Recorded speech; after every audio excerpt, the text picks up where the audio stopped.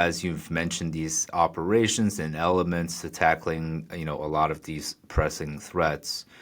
Over your long career, you've had an opportunity to work in different areas, of course, in Southern Command.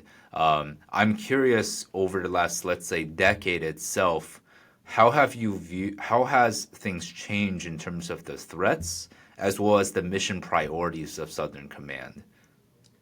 So my first interaction at U.S. Southern Command was under Admiral Stavridis some 14 years ago, and he at the time put me in charge of the Office of Public-Private Cooperation, and I was able to work with a hospital ship that came in the region and work with synergizing non-governmental organizations and private volunteer organizations and helping them work with the military to go provide medical relief and aid throughout the region. That's something we still do. And Admiral Stavridis was extremely engaged on the whole of government. And today we're doing many of those things. But you asked what's different. Um, I will tell you that transnational criminal organizations have grown immensely. The footprint of the Chinese military and non-military machine is definitely in the region, and I I will tell you that the concern there is that we as a U.S. military and as the United States, we talk about democracy and freedom, and I want democracy and freedom. Sometimes our partners are sometimes giving up their rights without even knowing it, Mm, and so they don't understand that there is sometimes uh, people come in with a big bag of free um, funding for different things, and they don't understand that they're giving up their data rights. And they're saying mhm. yes to a full suite of computers in a nation for a command center, but they don't realize that they gave up their data rights. And so that's something that we in the United States really value. So how do we help that conversation so our partners and our friends and throughout the region can make a decision on their own, but at the same token, understand what they're signing up for in a strategic perspective.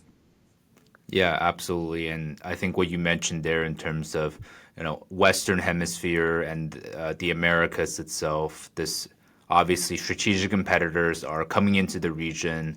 How big of a how has that changed? Has that drastically increased over the last few years Oh, in terms absolutely. of, okay. Well, I mean, you can in open source look at the port of Shanghai, and so it's now, and we're a growing world, and the reality is that it's been thought of for decades that Latin America and this hemisphere is the breadbasket of the world, and has the ability and the resources, but the strategic competitors, I think we need to make sure that there is a strategic balance Hmm. and not a strategic crushing, as one might say. And so there's a hard look that needs to be taken in the area of economics.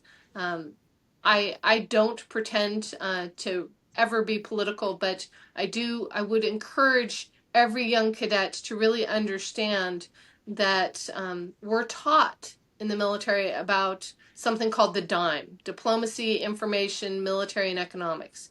And sometimes in our military minds, as we raise up as young individuals in the military, we think the M is the biggest capacity. The reality is, it's the E. It's the economics and the funding. And so you have to understand how that works in the world.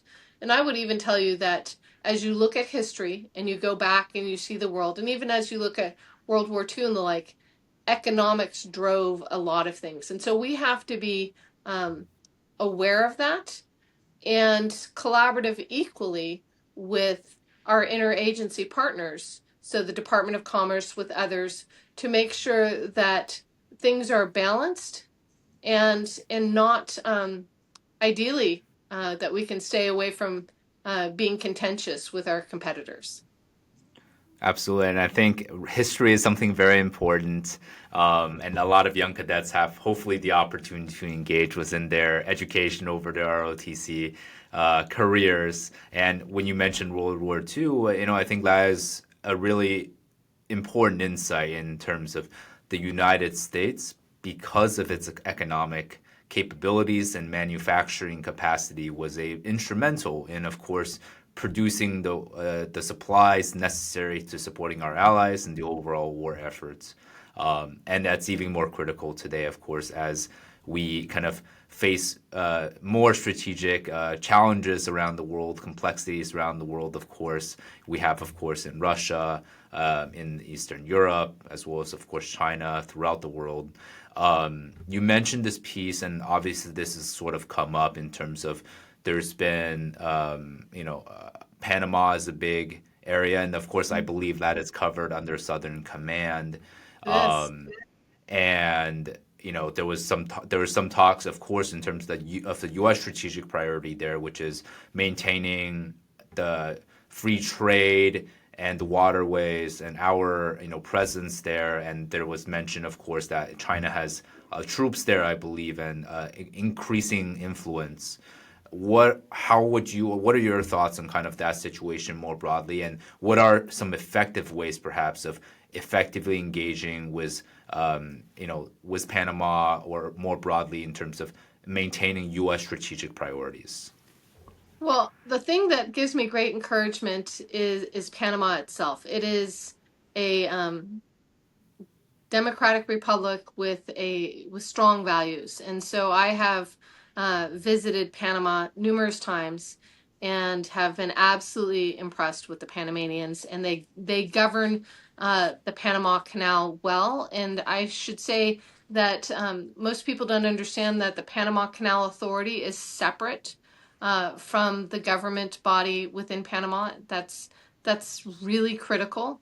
Yes, the Panama Canal was built to enable free trade. It was to protect that zone. So it is very important that we continue to support that. I'm equally cautious to understand that we, as the United States, by the request of Panama, left our permanent military presence along the canal, and that's where the Panama Canal Authority came in.